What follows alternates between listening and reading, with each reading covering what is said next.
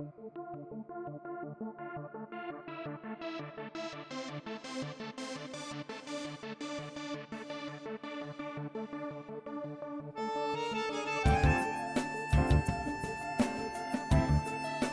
teatro independiente representa para la ciudad de Buenos Aires un importante sector de la actividad cultural. En los registros oficiales figuran 164 salas disponibles en el año 2014, aunque otras estadísticas muestran que el total podría ascender hasta casi 400 espacios culturales, representando de esta manera casi el 90% de los lugares dedicados al teatro y las artes escénicas, en las que se presentan unas 300 obras a la semana. Además, la cantidad de estrenos, actores, directores y gestores culturales hacen del sector teatral alternativo un depósito de enorme riqueza artística, a la vez que es un germinador de talentos que luego trasuntan hacia el circuito comercial, como así también a otros medios como el cine o la televisión. Desde el punto de vista de la distribución geográfica, el teatro independiente envuelve al asiento del circuito comercial, destacándose las salas del barrio de Abasto en ambos márgenes de la avenida Corrientes. Pero el auge que ha tomado el sector extendió su zona de influencia a otros barrios como Palermo, San Telmo, La Boca, Congreso o Caballito. Hacia fines del año 2012, el gobierno de la ciudad de Buenos Aires promulgó la Ley 4353 de promoción de las actividades artísticas, creando así el Distrito de las Artes, que es propuesto como un polo para el fomento de las artes visuales, musicales, literarias y escénicas. Precisamente en el corazón del barrio de Abasto, y desde el año 2010, el Extranjero Teatro abrió sus puertas como resultado de un proyecto familiar. Se trata de un espacio pensado especialmente para la producción teatral y que sirve como centro creativo de trabajos ligados a la búsqueda y experimentación de las artes escénicas. Su principal impulsor ha trabajado como actor, director y ahora dueño y programador de sala. Sus propuestas teatrales buscan poner en crisis creencias y valores, pero sobre todo ser disparadores de preguntas, aunque no necesariamente buscan respuestas. Bienvenidos a Teatra.net, los creadores de teatro número 2. En este ciclo vamos a realizar notas y entrevistas con diferentes personalidades del sector escénico para dilucidar cuáles han sido los principales cambios de los últimos años, el panorama actual y los desafíos futuros. Con ustedes, Mariano Stolkiner. Mariano Stolkiner, muchas gracias por recibirnos. Por favor, un placer. Queremos hacerte alguna serie de preguntas y bueno, vamos a empezar. En los últimos años, en lo que es la Argentina, en los últimos 10 años aproximadamente, desde la salida de la crisis, en lo que es producción teatral en Buenos Aires en particular y en el resto de la Argentina en general, se viene produciendo un boom. Cada vez más obras se producen, nuevos espacios como el Extranjero, la Carpintería se vienen abriendo y el público empieza a acompañarlo. ¿Cómo ves hoy el panorama actual del teatro en general en Argentina, pero y específicamente el del teatro independiente? Bueno, a ver, hablas del 2001 y tomás como paradigma, digamos, de cierto cambio teatral la situación de crisis que pasó en la Argentina. Sin embargo, digo, hay cosas mucho más cercanas a la actividad teatral misma que sucedieron en paralelo al tiempo de crisis, que no estuvieron relacionadas de manera directa con la crisis, pero creo que son el verdadero paradigma que ha modificado la actividad teatral, que tienen que ver con el surgimiento de la Ley Nacional de Teatro. Por un lado, la creación del Instituto Nacional de Teatro a través de esa propia ley. Eso fue en el año 97, pero se reglamenta y se instrumenta a partir del año 99 la ley. Y luego, en paralelo, prácticamente año 2001-2002, surge Proteatro. Y creo que eso es, en definitiva, lo que realmente, independientemente de la crisis en sí misma, genera un movimiento y una transformación dentro de la actividad. sobre todo a partir de la actividad subsidiaria, ¿no? Porque obviamente tanto el Instituto como Proteatro fueron creados para otras cosas mucho más amplias que el hecho de la actividad subsidiaria, pero la actividad subsidiaria ha sido determinante. Es el motor de la producción teatral. Sí. A ver, digo,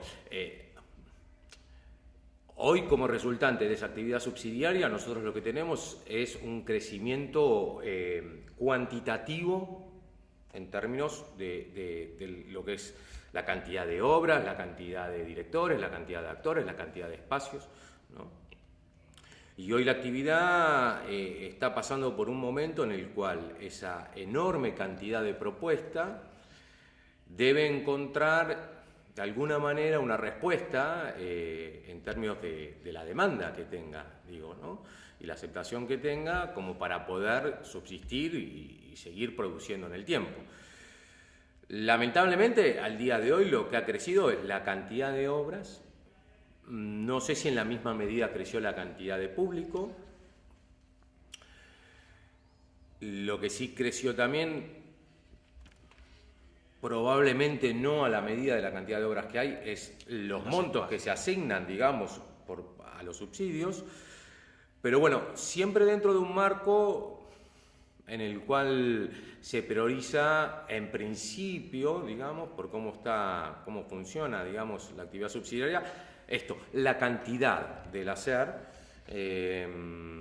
Entonces, claro, para el hacedor teatral hoy no es muy complicado encontrar los recursos mínimos para poder llevar adelante un proyecto teatral. Entonces, hoy nos encontramos en esa zona, digo, una zona en donde hay, insisto, una enorme cantidad de obra.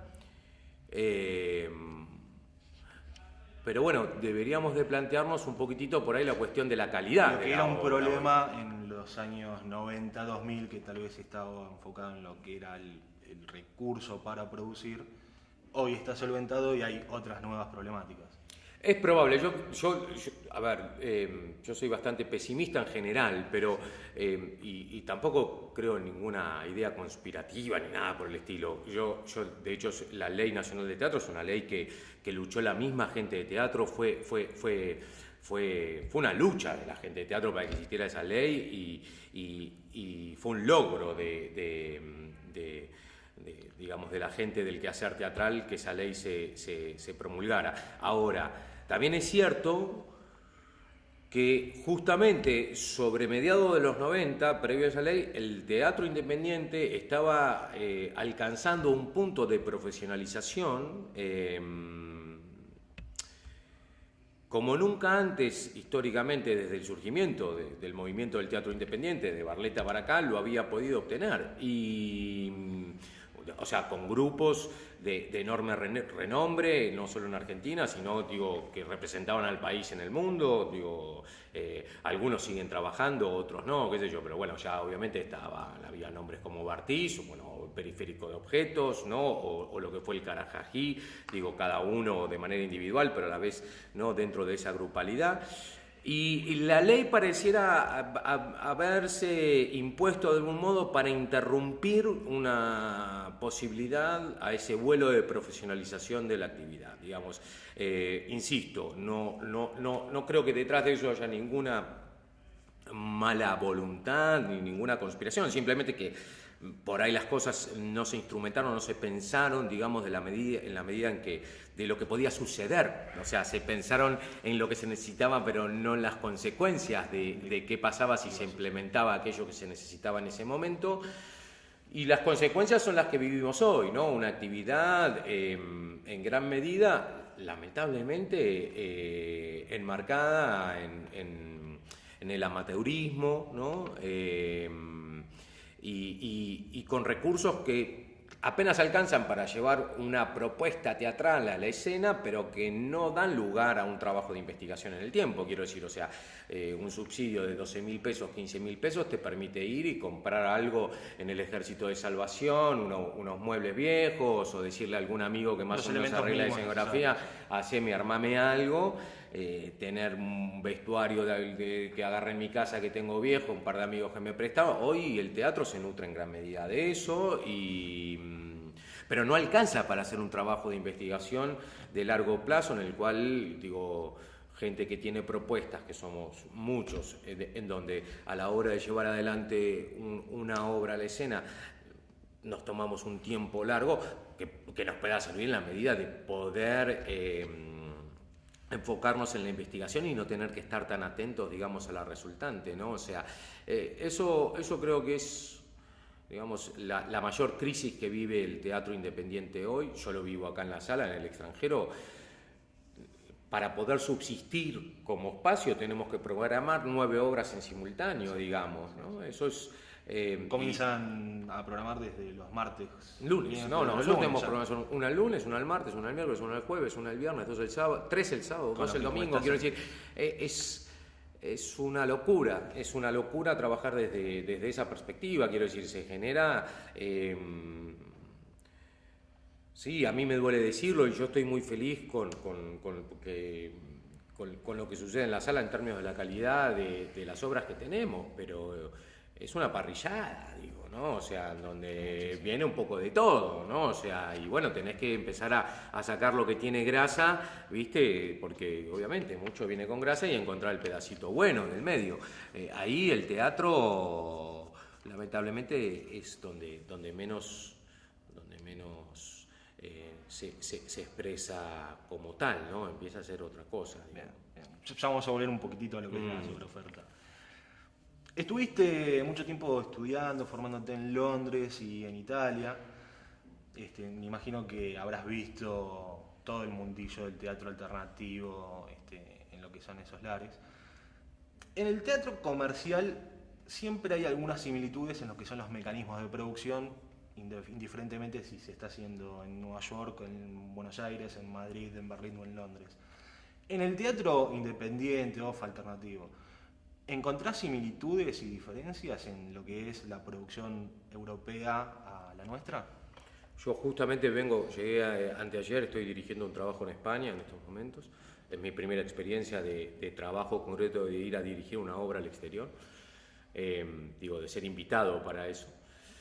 Y sí, la verdad es que hay diferencias, hay algo ahí donde debemos de rescatar el verdadero valor local nuestro, en donde, bueno, el teatro independiente argentino, justamente por esta cuestión de la falta de recursos, digamos, históricos que ha tenido, ha basado su metodología de trabajo de algún modo en lo que llamamos acá los procesos creativos, ¿no? O sea, el proceso creativo es el lugar en donde el teatro independiente históricamente ha hecho hincapié. En Europa, en cambio, no. En Europa trabajan sobre las resultantes. Quiero decir, el proceso creativo pareciera que no es lo fundamental, sino que desde el primer día en donde uno va a ensayar una obra, está bien claro, digamos, qué es lo que tiene qué es lo que tiene que salir, qué es lo que tiene que surgir, digamos, ¿no? El teatro europeo no se permite poner en crisis, asumir riesgos, es un teatro básicamente, por lo que yo puedo ver en general, digamos, con una enorme capacidad técnica, enormes recursos, pero un tanto vacío de alma, digamos, es como que no tiene corazón, para mí, ¿no? De alguna manera el teatro independiente. Entonces, hablo del europeo, ¿no? Entonces, el actor, ahí la obra queda un poco librada al talento propio o a las capacidades propias de los intérpretes. Es como parecido ir a ver un malabarista, ¿no? O sea, si el tipo te va a tirar 3 bolas al aire, probablemente uno no salga muy conmovido. Si el tipo, claro, hace malabares con 8 sillas, pues decís qué maravilloso, aunque no haya ningún contenido particular, es mera destreza. Pero bueno, uno queda fascinado por esa destreza. Cuando esa destreza está presente en el teatro europeo, para mí es fascinante, inigualable. Acá Puede que exista destreza, seguro que existe destreza, pero lo que existe sobre todo es eso, es un contenido fuerte vocacional de voluntad de decir y de ponerse en crisis al hacer. Entonces a veces la destreza no importa, digamos, pareciera como que el talento se puede suplir con otras cosas, y eso a mí me pone feliz de saberlo, que así sea, digamos. Me parece que Argentina es un muy buen referente en eso, ¿no? Que lo mejor no necesariamente es lo más apto, entre comillas, o lo más capaz, ¿no? Muchas veces lo mejor puede ser lo que más arriesga, lo que más se atreve al vacío. Obviamente hablo desde mi mera subjetividad, pero es lo que yo vengo viendo.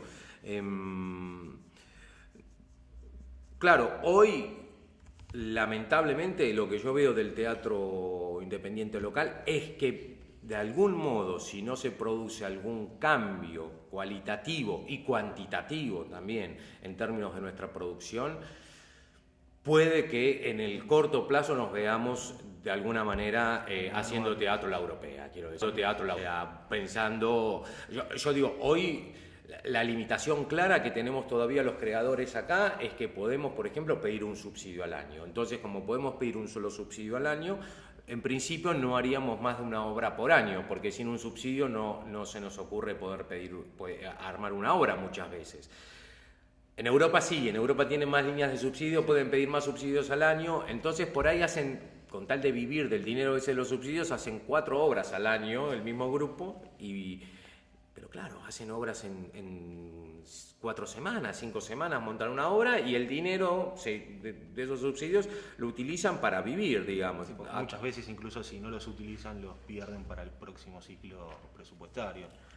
También sucede eso, bueno, sí, también sucede eso. Yo no creo que le importe demasiado eso a los creadores. Yo creo que definitivamente ahí el interés pasa por poder vivir de la actividad, y el modo que encontraron para vivir de la actividad es el apoyo estatal, digamos, ¿no? Y obviamente tienen mayor apoyo estatal que acá en la Argentina, pero en términos, digo, de lo que tiene que ver con la producción y la posibilidad de aceptación en el público, bueno, en Londres por ahí es un caso muy particular en donde los teatros generalmente están llenos, pero sacando lo que es Londres, el resto de las ciudades europeas, les pasa un poco lo mismo que pasa acá. Obviamente hay menor cantidad de propuesta y eso les permite de algún modo poder vivir de eso. Acá en Argentina yo no sé qué pasaría si, por ejemplo, dijeran, bueno, se puede pedir hasta 3 subsidios al año o 4 subsidios al año el mismo realizador.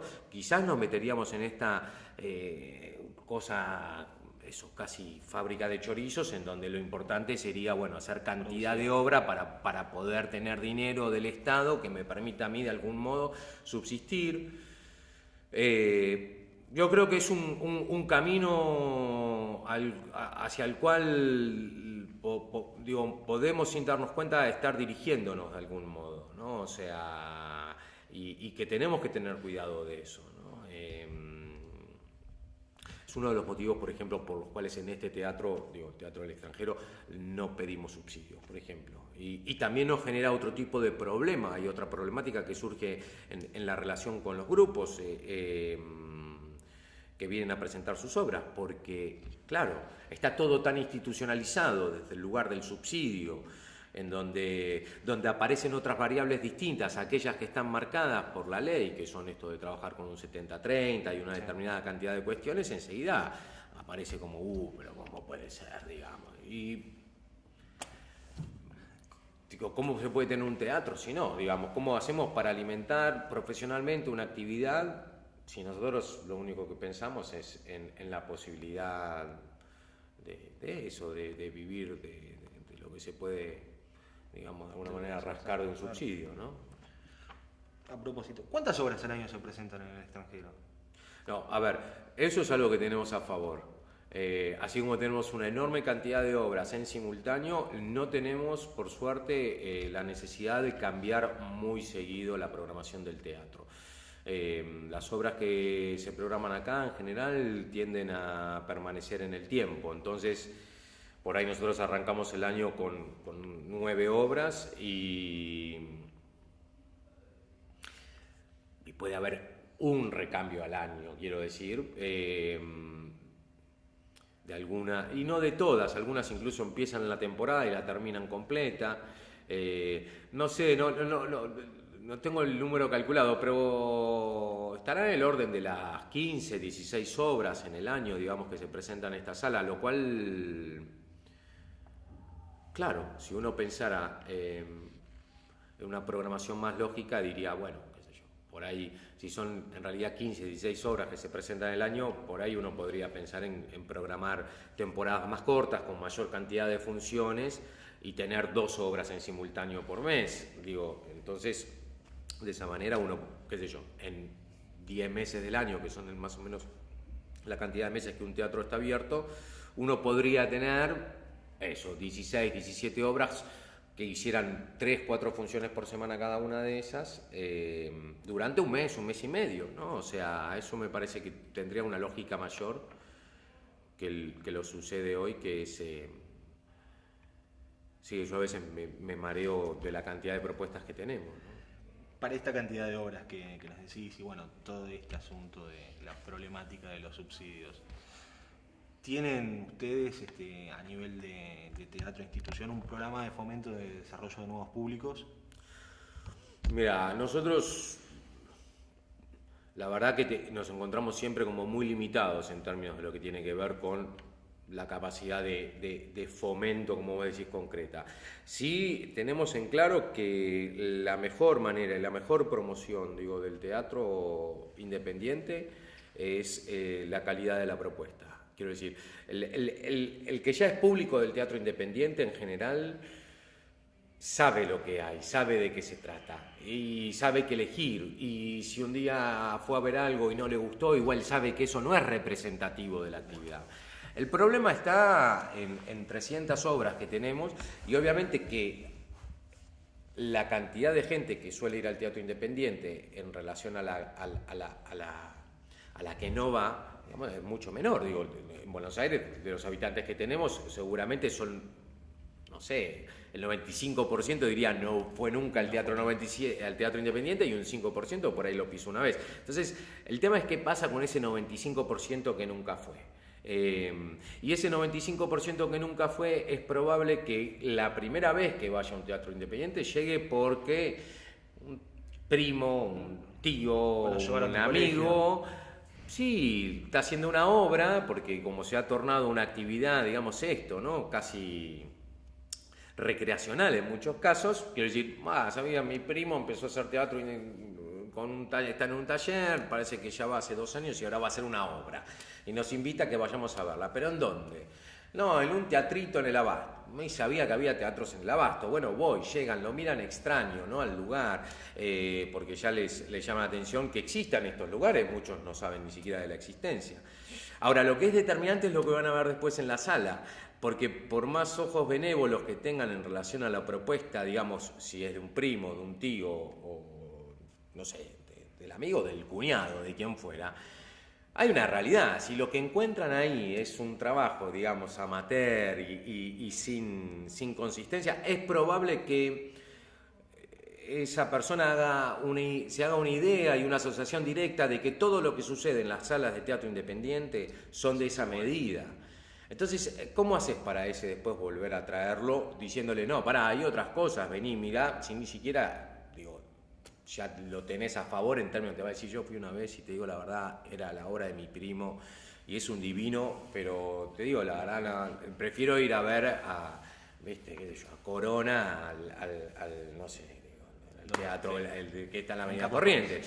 Digo, entonces ahí lo que nosotros hacemos es traer propuestas de calidad en donde nosotros sepamos que aquel que llega al teatro, que en general es cierto, es gente que ya está habituada a venir a este tipo de espacios, pero que por lo menos aquel que nunca llegó y que llegó de casualidad por otro motivo, por el que fuera, hubo algo que le llamó la atención respecto de la obra y salió una nota en un diario, entonces se acercó, bueno, que se encuentre que hay algo sucediendo en la ciudad de Buenos Aires que hasta ese momento lo tenía invisibilizado y que empieza a despertarse en él la motivación.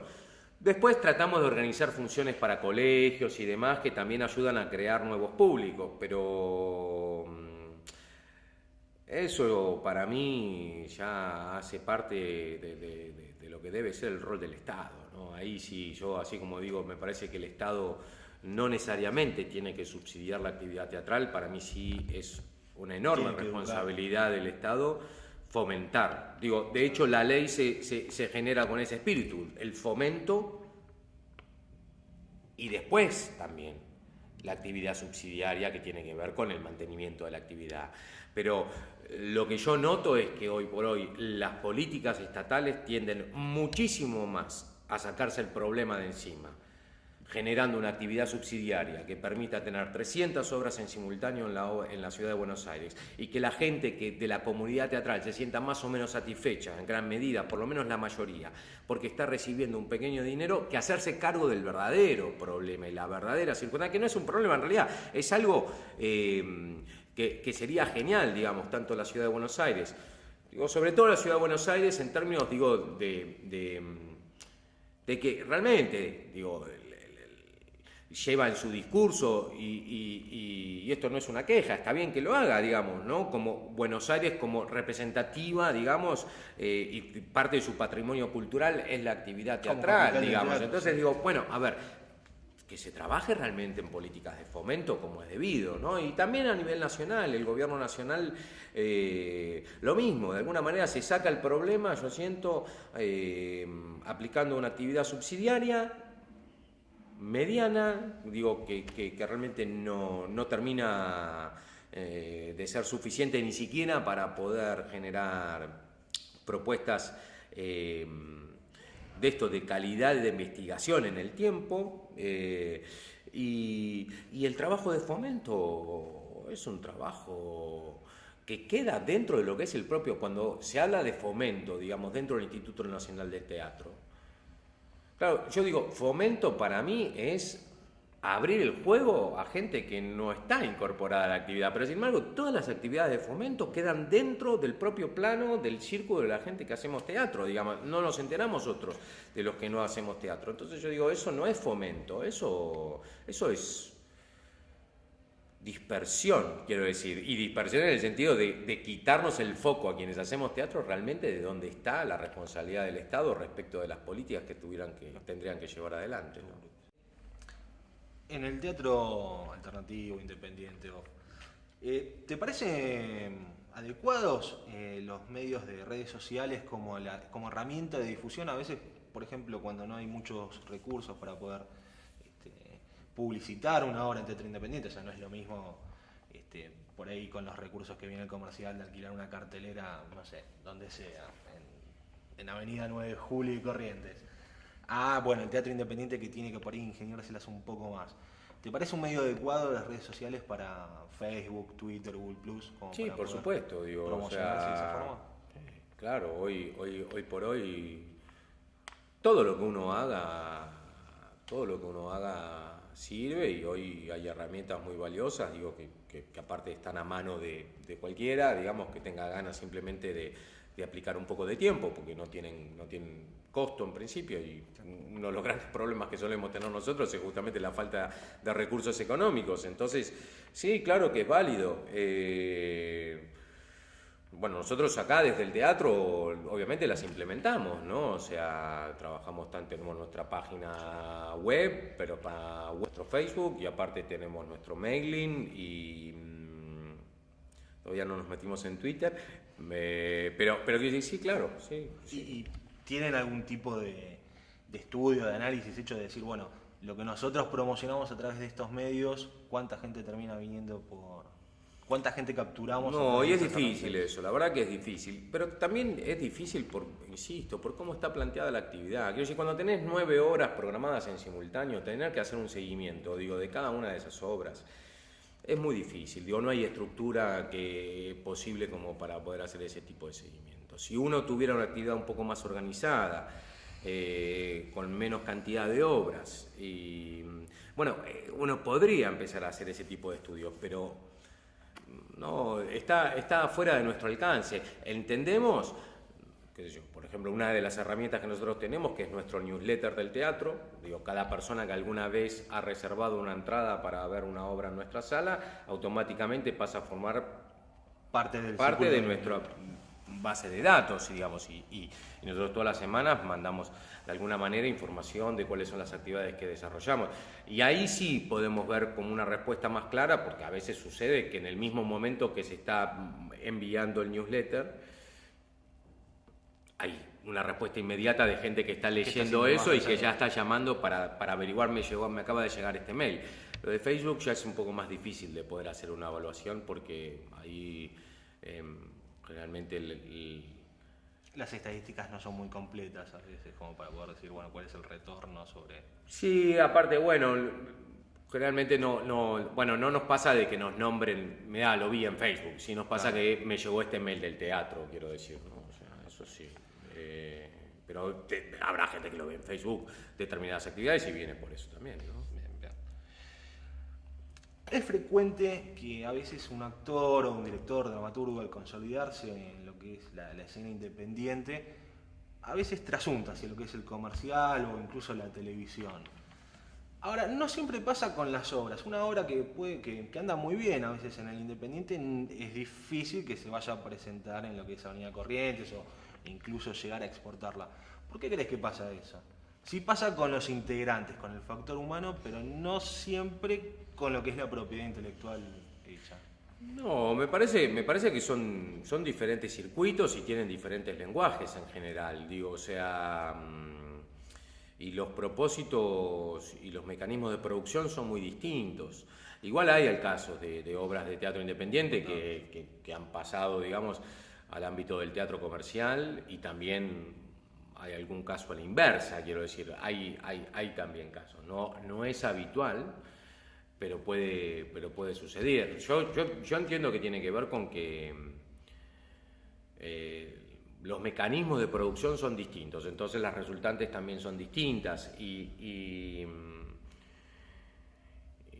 a mí no me ha tocado trabajar en el teatro comercial, pero por gente amiga que sí lo ha hecho, es claro que la condicionante respecto de esto, del resultado y lo que tiene que suceder en el espectador, digo, me parece que el teatro comercial tiende más a ver al espectador como una masa corpórea, en donde puede generalizar los resultados. Quiero decir, ¿no? Decir, bueno, tiene que suceder con los espectadores, con esta obra tiene que suceder esto.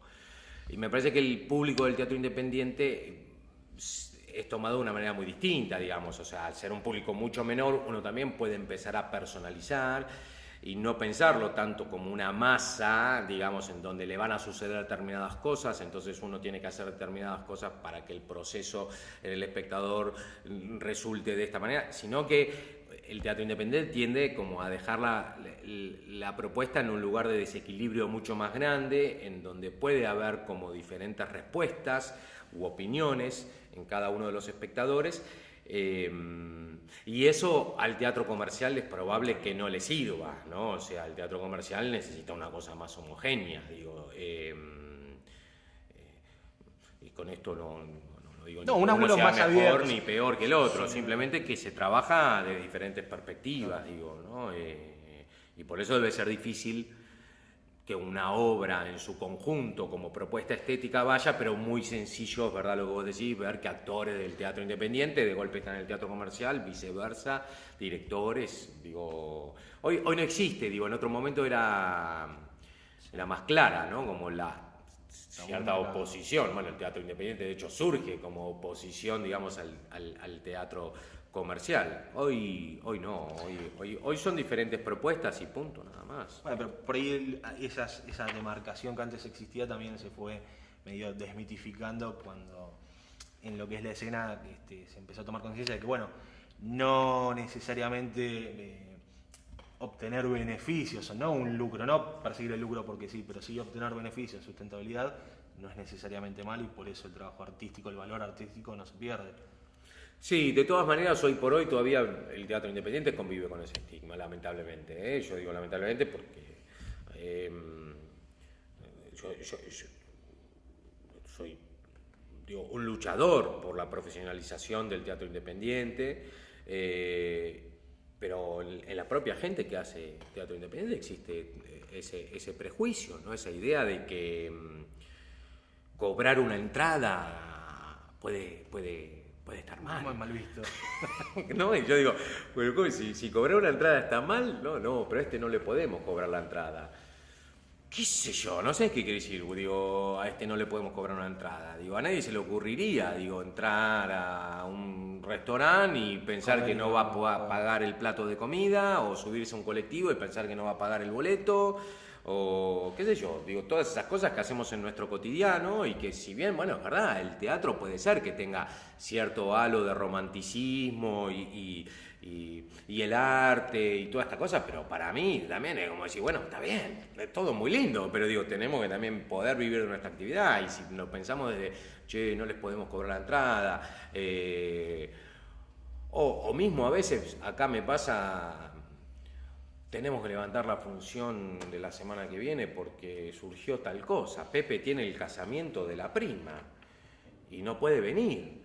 Y yo digo, pero bueno, qué sé yo, decirle a Pepe que llegue tarde el casamiento de la prima. Y si no, es la realidad, tendrán que hacerse cargo de cubrir, digamos, lo que son los gastos de la realización de esa función, digamos. Y muchas veces, obviamente, del otro lado hay como una cosa, pero no me puede decir eso. Eso Es una industria artística, pero sigue siendo una industria. Yo no sé si a mí hoy se piensa mucho desde la industria. De hecho, bueno, en esto que ahora surgió, que es MICA, hay un lugar para el teatro en donde hacemos parte de las industrias culturales. Yo no estoy tan de acuerdo de que seamos una industria. Me parece que somos un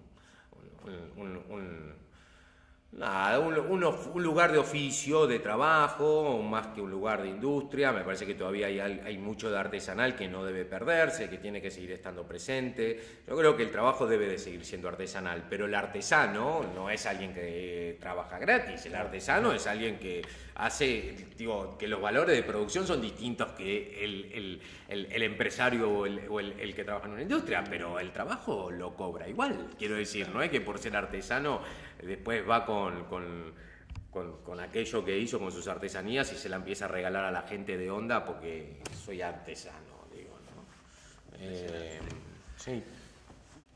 En lo que es el teatro alternativo es un buen caldo de germinación para lo que es propiedad intelectual original. O sea, muchas veces el dramaturgo escribe, se lleva a la escena y se obtiene ese material.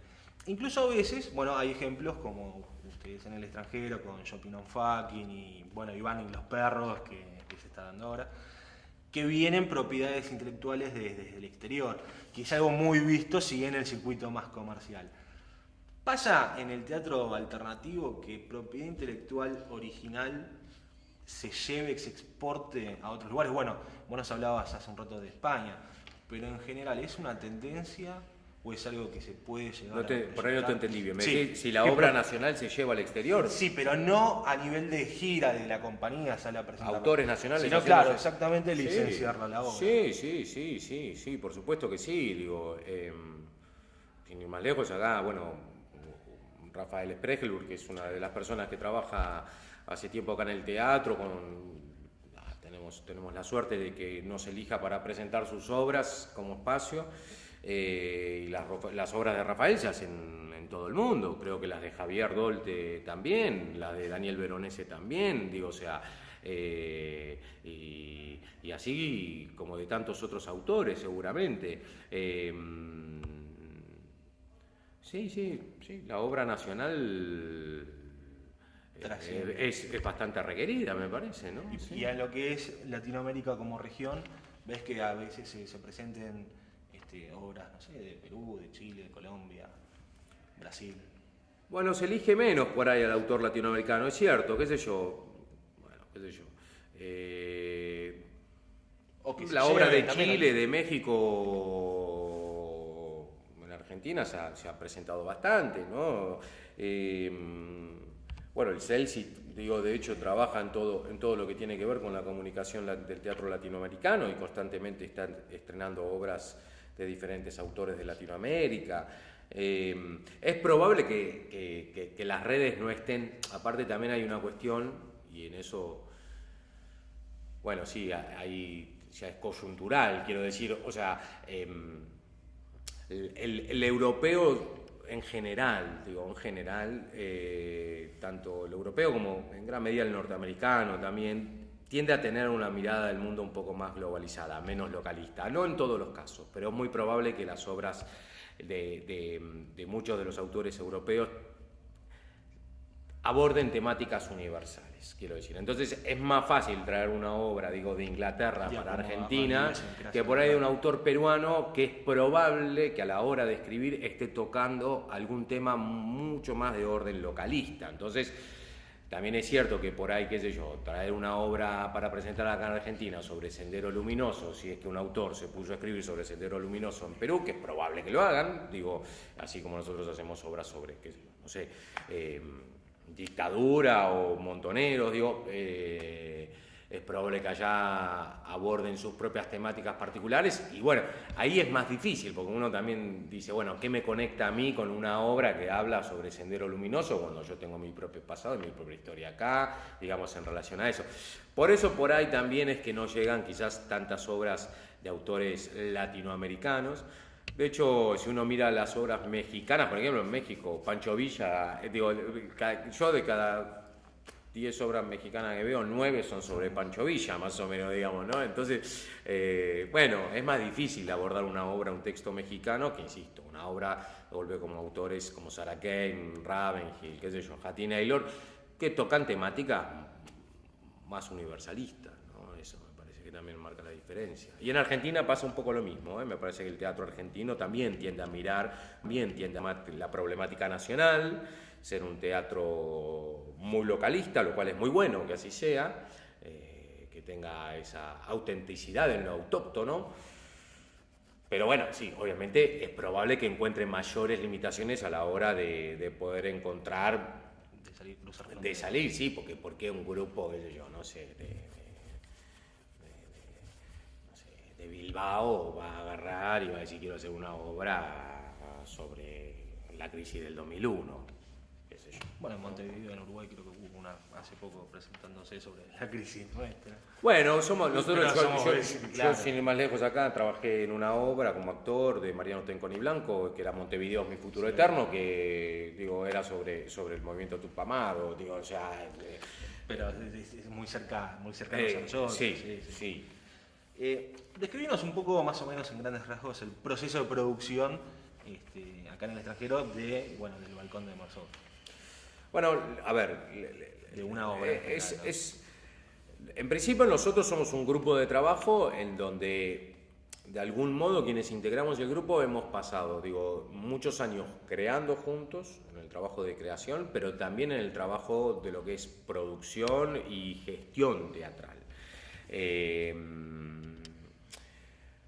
Y es como un poco difícil para nosotros dividir una cosa de la otra, ¿no? Es como que ambas van de la mano. De hecho, nuestros primeros trabajos los hicimos como grupo, pero sí los hicimos en lo que es el Museo de Carlos Regazzoni, allá en Retiro, en donde nosotros ahí montamos nuestra sala de teatro para poder justamente después mostrar nuestros trabajos. Entonces, tenemos muy aceitada la idea de que la autogestión no tiene que ver solamente con un espíritu creativo, sino que ese espíritu creativo tiene que ir de la mano de la producción, ¿no? de la gestión concreta, del hacer.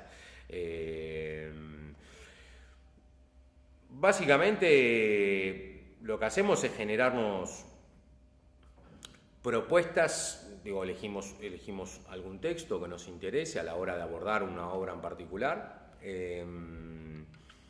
y quizás algo que tengamos como muy aceitada en nuestra dinámica de trabajo justamente tiene que ver con la relación entre el espacio de creación y la obra, digamos. Por ejemplo, no sé, Iván y los perros es una obra que si bien es transportable y ya la hemos hecho en otros lugares, las condiciones de realización están pensadas en función de esta propia espacialidad y ha sido ensayada completamente acá, Quien hizo el diseño de luces, Julio López, es parte, digamos, de nuestra compañía y aparte es el jefe técnico de la sala. Merlina Molina Castaño, que trabaja con nosotros, bueno, hizo el vestuario y también hace una asistencia en la dirección, también trabaja dentro de la sala. Entonces, claro, nos valemos de los recursos del espacio como para poder generar una relación directa entre la propuesta teatral y el espacio. Por eso es difícil separar el Balcón de Mersol de lo que es El extranjero. De hecho, bueno, qué sé yo, El extranjero es el nombre de la novela de Camus y el Balcón de Mersol es el balcón desde el cual el personaje de Camus mira el mundo. Y es un poco nuestra idea, ¿no? O sea, el teatro es, si se quiere, la historia esa que contamos todos los días, ¿no? Y que tiene una estructura, digo, de comienzo, dramática, de comienzo y final. Y el Balcón de Mersol es el lugar en donde nosotros decimos, bueno, acá paramos un poco la pelota y nos ponemos a mirar un poco la vida para poder también, digo, desde esa contemplación, activar una propuesta creativa.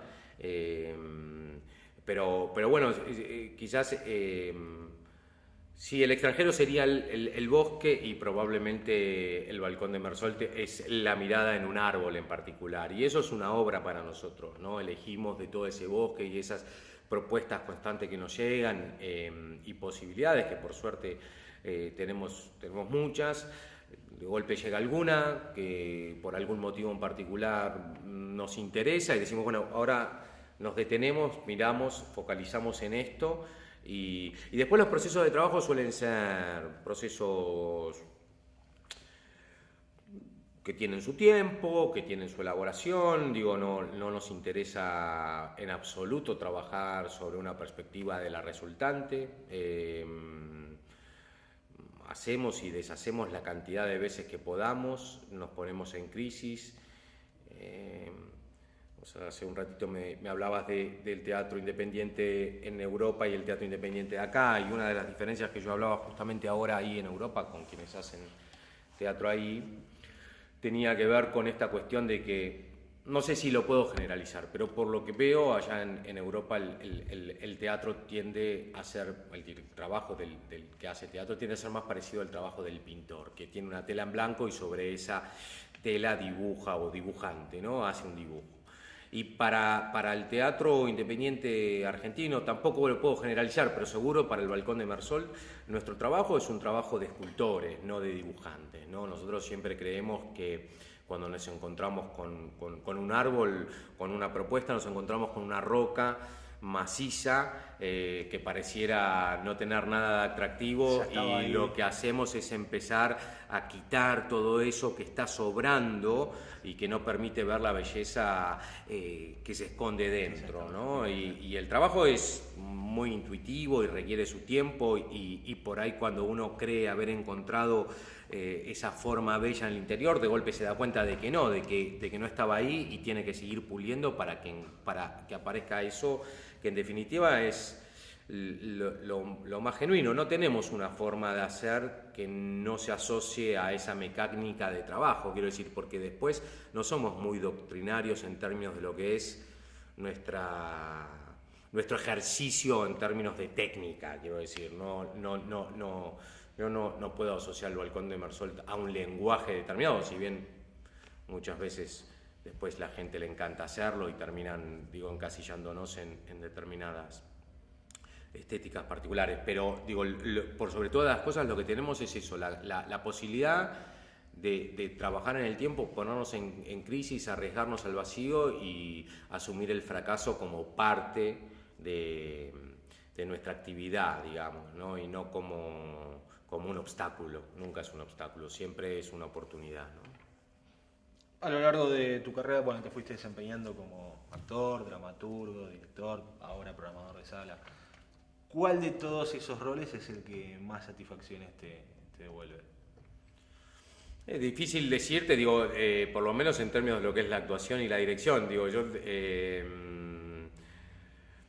qué sé yo, de algo tan trillado, digo, pero me sale decirlo, digo, de alguna manera yo estoy casado con la dirección y tengo de amante a la actuación, digo, o sea, la realidad es que con la dirección yo siento que he hecho un pacto de amor en el cual es probable que lo he sido hasta acá y lo siga haciendo el resto de mi vida. Yo no me imagino haciendo otra cosa más que dirigir teatro el resto de mi vida y sí me imagino por ahí no programando obras o no teniendo una sala, quiero decir, no necesariamente una cosa...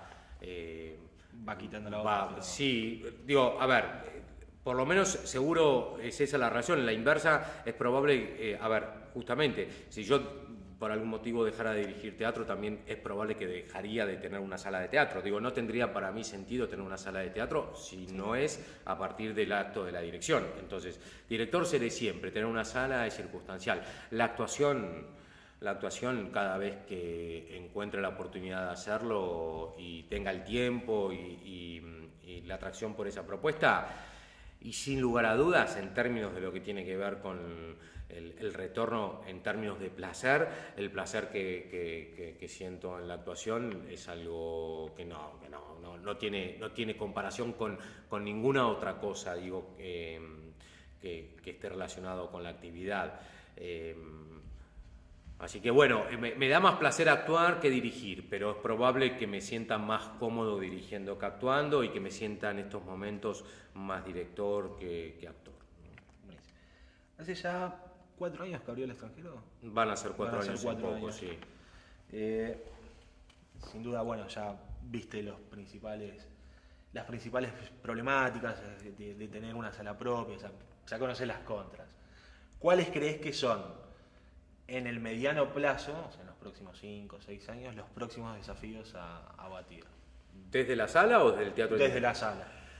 No, a ver, el desafío mayor, digo, es la estabilidad, porque vivimos, lamentablemente, navegando en una suerte de balsa, ¿viste? Y de golpe te vienen olas muy grandes y no sabes en qué momento se te da vuelta, ¿viste? La balsa. Entonces, mantenerse estable ya de por sí sería como para nosotros un gran logro en sí mismo.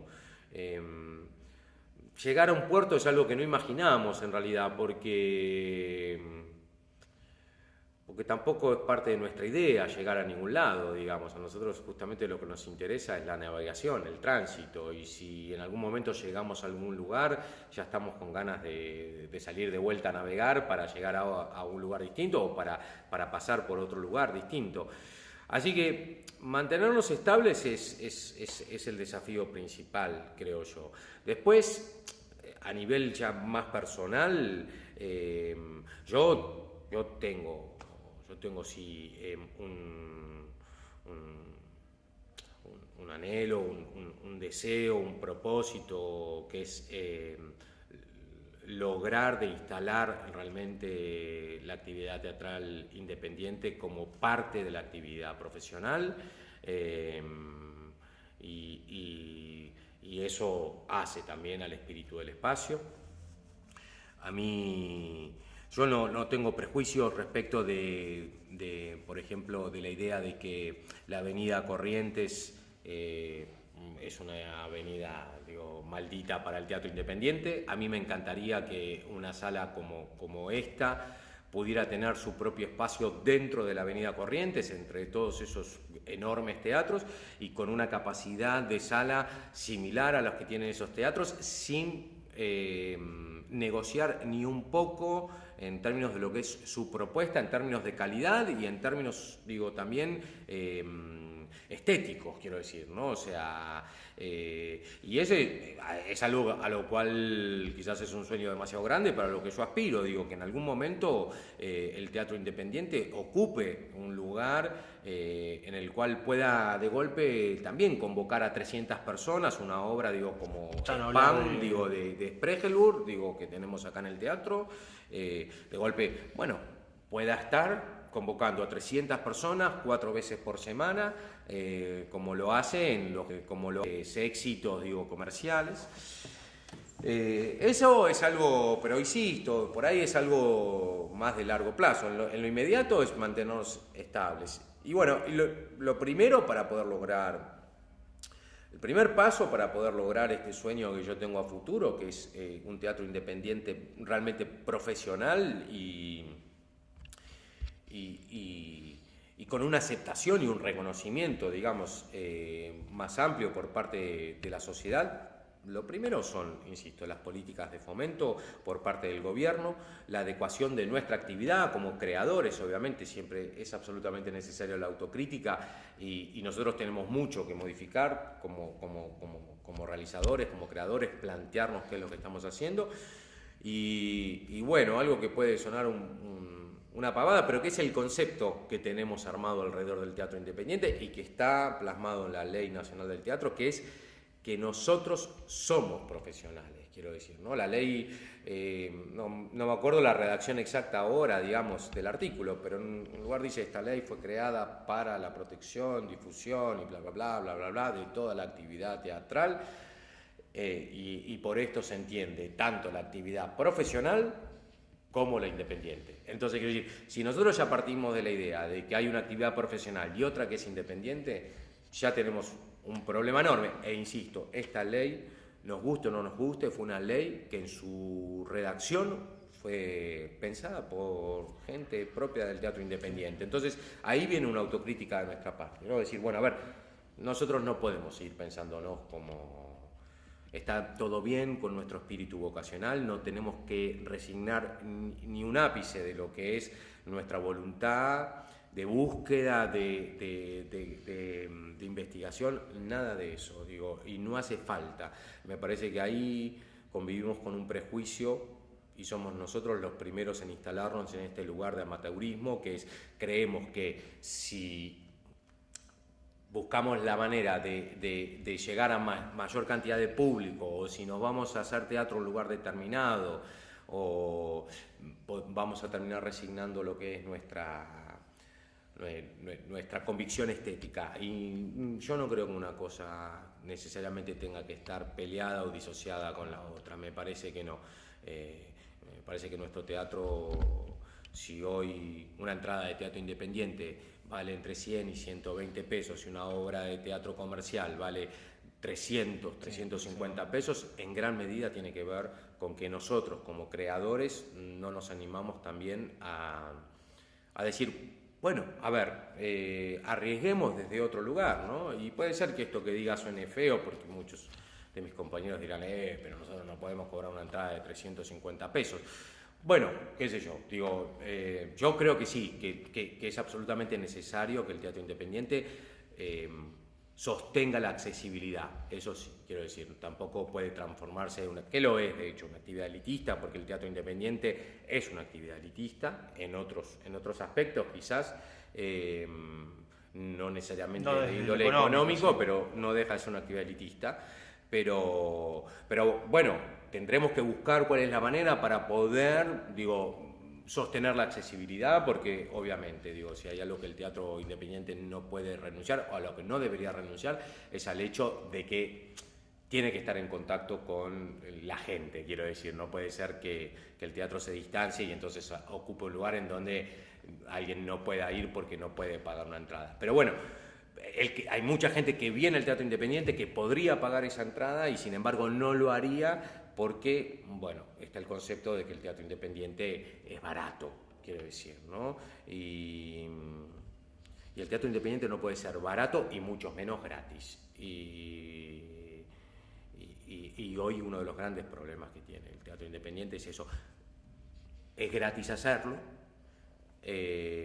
porque para los que hacemos teatro independiente, con esto de toda la actividad subsidiaria, nos sale gratis hacer teatro independiente, entonces después pareciera que también podemos ofrecerlo con gratuidad, ¿no? O sea, y ahí nos equivocamos. Yo creo que tenemos que apuntar a tener mayores aspiraciones que estas, ¿no? O sea, sí.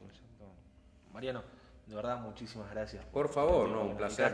Gracias. Creo que fue una nota espectacular y increíble todo. Teatral.